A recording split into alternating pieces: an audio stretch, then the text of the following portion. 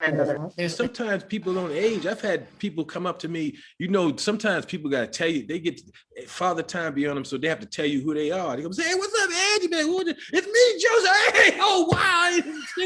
They actually turned into a whole different person. It's a fairy tale. I still feel like me. He's going to go ahead and create something over here. Coming up on Another Act, I sit down with legendary actor and comic Eddie Murphy, who tells me which iconic film he's hoping to revisit next and exactly what he thinks of his upcoming milestone birthday. Hello, how are you today? Well, Kelley Carter, how are you? I can't complain too much, Eddie Murphy. What made you decide to revisit this story again, and how did that process start?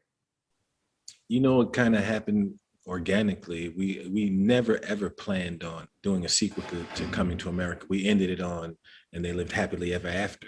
And then years passed and the movie turned into kind of like one of those cult movies where like they dress up at Halloween. Some people get dressed up as some of the characters, and they started it's on television all the time. And I think VH1 showed the movie Coming to America 24 hours straight this Christmas, and little stuff like people say sexual chocolate now, and the mic drop that everybody does. The very first mic drop is Randy Watson in Coming to America. So it was like, it became this cult movie, and it was around, and that's when it was like, hey, then that brother that directed Black Panther, Ryan Coogler, came to me about 7 years ago, and he wanted to do a Coming to America sequel. He had an idea from Michael B. Jordan to be his son, and he wants to be like his father, and he's looking and I was like, well, then that's not coming to him. Then it's a whole different. Then it's the Michael B. Jordan looking. It's not our character.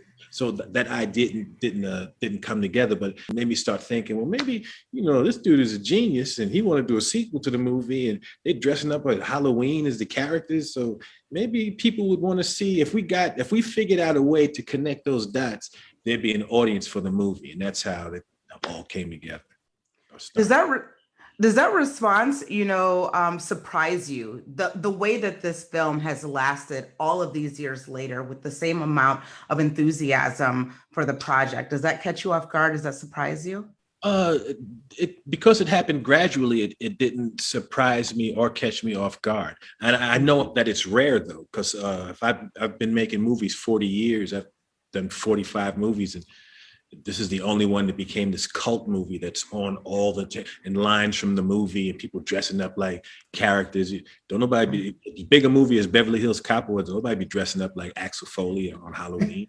So it's like this movie became like this cult thing, and it just happened, organically. It just kind of happened, and I think it happened because the Coming to America is unique. Coming to America, the original Coming to America, is the first movie in the history of movies ever that has an all-Black cast that was successful all around the world. This movie is not just a big American, all around the world Coming to America worked. And our movies with our stories, usually all around the world, when we tell our stories, those movies work in the States. They don't travel all around. They don't give a shit about it. Our problems are local, and they don't want movies about most of the time we tell our stories, it'll be, some civil unrest or some social injustice, telling some story, something that happened, and that's local to them. They don't, just like we don't know all the shit that goes on over there. We don't want to see a movie about some local thing over there. All around the world, they're not checking for it. So Coming to America is this movie with Black folks and kings and queens and princes, and it's just them having this human experience. The movie is about, love and tradition and doing the right thing and breaking tradition. And it has the same themes as Fiddler on the Roof. So it's like these universal themes in the movie, and that's why it traveled all around the world, and that's why the movie's accessible. And it's 32 years ago, and the audience right now, you could they show it on VH1, and a 15-year-old could see it Coming to America for the first time and laugh just like that 50-year-old father. It's like the movie just works. Yeah, and that's such an important point that you make, because that film came out in the 1980s And we've been talking for as long as I've been alive about how Black stories don't necessarily translate globally to audiences, but this is a film that absolutely did that. But yet, that's been a thing until Black Panther came out, so all of a sudden people in different markets want to see, Black people and starring films. What do you say to that? Because you proved that back in the 80s with the first Coming to America. It's not it's not whether they want to see Black people or not. It's the stories that are being told. Like I said, if we're telling a story about, Selma, or we're telling about something that went down in the States or something that went down in the hood, so those are local stories. Yeah. So on the other side of the world, they're not trying to change. It's not that they don't want to hear your Black story. They want to hear a story that they can relate to, so you will have to deal with themes that, all around the world, these themes are where people respond to.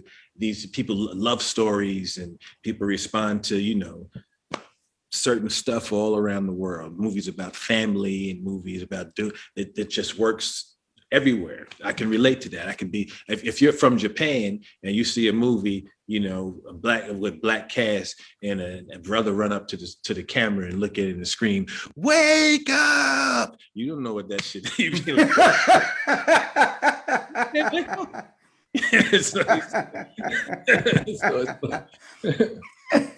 Coming to America is none of that. Coming to America is, for all intents and purposes, it's a fairy tale.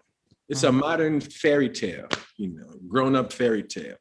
Yeah. And nobody's preaching, nobody's teaching, nobody's wagging a finger at you. It's nothing. When we go to the movies, we tell our stories. When we, as an audience member, lots of times we're not just watching a movie. We get pulled into it, and we got to relive something that went down, and we got to get educated this horrible thing that went down, and and that's part of it. And I'm glad that we could do it, but you got to be able to. When you see other stuff too, it's Coming to America is none of that, and it's a cult movie, and it's popular all around the world because it's not that. It's just entertainment, and that makes it revolutionary. That it's an all-Black cast, but it's not about being Black, and it's not about it, and it's set in Africa, but it's not about being Black. It's just it's just set in Africa, where that makes it revolutionary. Oh, that's a really good point. Thank you for that. I promise I'm not going to spoil what happens in this new movie, but I do find it empowering that part of the film addresses a changing of administration, and you have to talk about kind of gender roles, and that feels very resonant to our experience right now. And I would imagine that was very important for you specifically as a girl dad.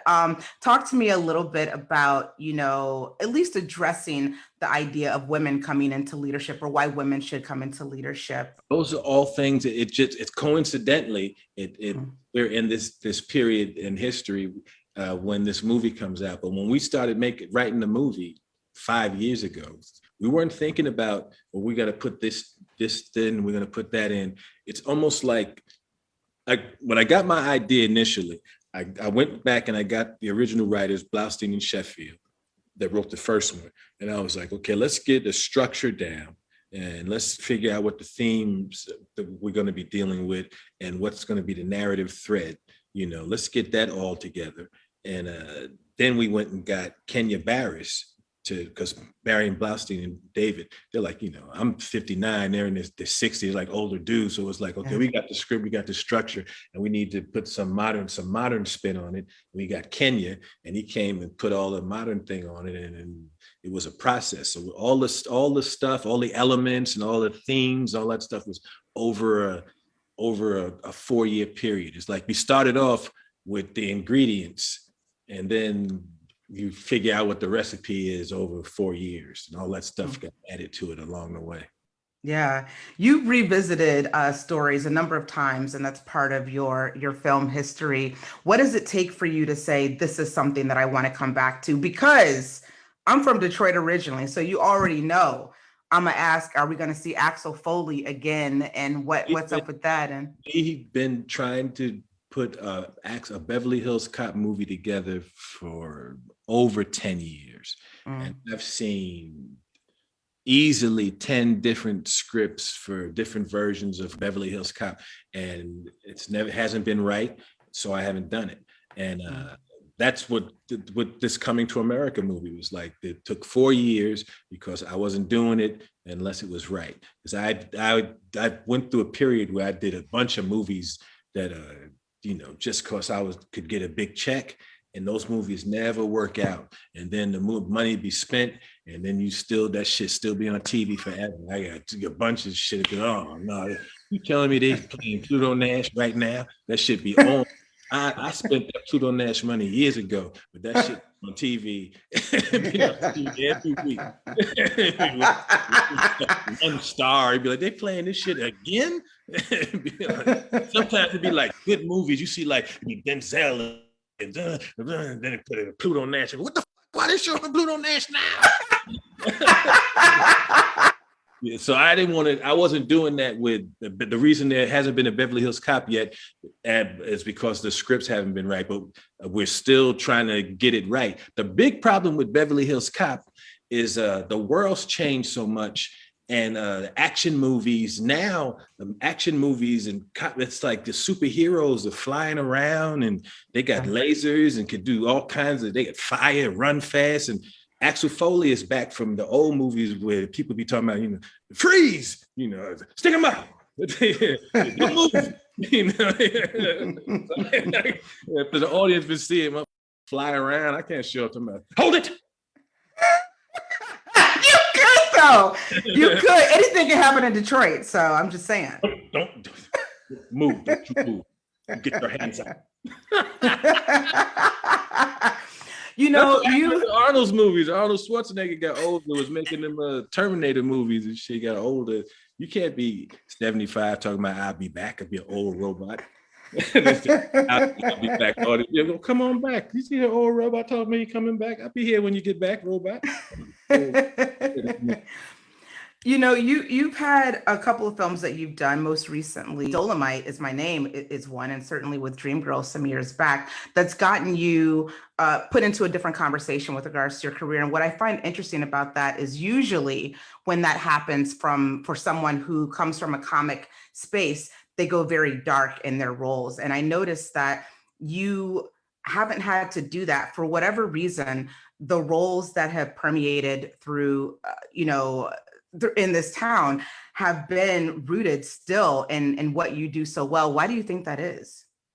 One of the things I hear them say about comedians all the time is, well, comedians are really the sad people, and the comedy comes out of pain and all, and that's like, it may be true with most, but I was never that guy. I was never the class clown, and I was never this. I had both two parents, and I was raised in a 2-parent household, and I'm happy that there's no darkness at the root of me being funny. I was just funny. And I was never creepy outside. I graduated most popular boy. I was always a popular kid. And so I'm not a dark person, and I'm not attracted to dark things. And so that's not in any of my work. Yeah. Yeah. Well, you have a big birthday coming up soon. How are you going to celebrate? I don't know. Every 10 years, I think people be like, wow, I'm turning this, but I'm really tripping. I'm like, I'm 60. I'm really tripping that I'm going to be 60. The trip. I'm like, I'm 60. I'm standing looking in the mirror going, I'm 60. And I'd be like, I still look like me. Then I see somebody that's my age. I'd be like, oh shit, I'm that age. How old do you feel? I see it every now. I still feel like me. I still feel like me, but sometimes people don't age. I've had people come up to me, sometimes people got to tell you, they get father time beyond them, so they have to tell you who they are. They go, hey, what's up, Angie? It's me, Joseph. Hey, oh, wow. They actually turned into a whole different person.